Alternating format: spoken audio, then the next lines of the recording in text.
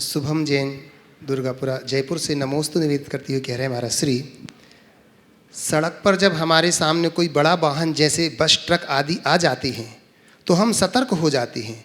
ऐसे में या तो हम उससे दूर ही रहने की कोशिश करते हैं क्योंकि बड़े वाहनों से भिड़ने पर नुकसान छोटे वाहनों को ही होता है, या फिर मौका देख करके फुल एक्सीलेटर करके उसे ओवरटेक कर लेते हैं।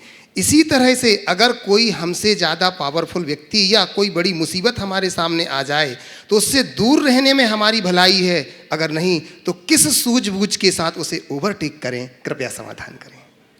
देखिए, वाहन चलाने में तो आप लोग बहुत माहिर हो, कब अपने आप को रोकना है और कब किसको क्रॉस करना है ये आप जानते हो, और आपकी पूरी समझ दिखती है कि यदि हम टकराएंगे तो चूर चूर हो जाएंगे ये ठीक नहीं है। और ओवरटेक भी आप तभी करते हैं जब आपको अवसर मिलता है। बस इतनी ही समझ या ऐसी ही समझ जीवन में होनी चाहिए, जीवन के प्रति होनी चाहिए। जब हमें दिखे कि कहीं कोई ऐसा प्रसंग बन रहा है जिसमें टकराना ठीक नहीं, एक बात और बीच में बोलता हूँ, वाहन के टक्कर में तो केवल कमजोर पस्त होता है, लेकिन जब वृत्तियों का टकराव होता है तो दोनों को पस्त होना पड़ता है।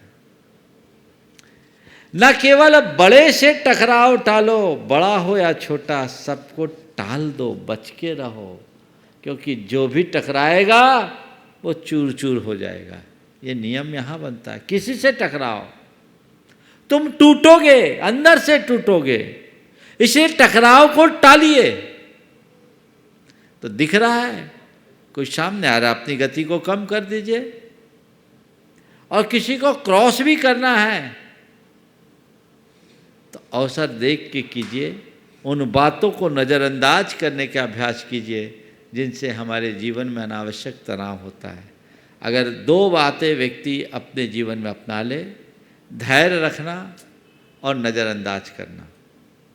जब कोई ऐसी परिस्थिति की गाड़ी सामने आए, धैर्य रखो, थोड़ा धीमे हो जाओ या थोड़ा नज़रअंदाज करके उसे ओवरलुक कर दो, जीवन आगे बढ़ जाएगा और हम अपने आप को सुखी बना लेंगे।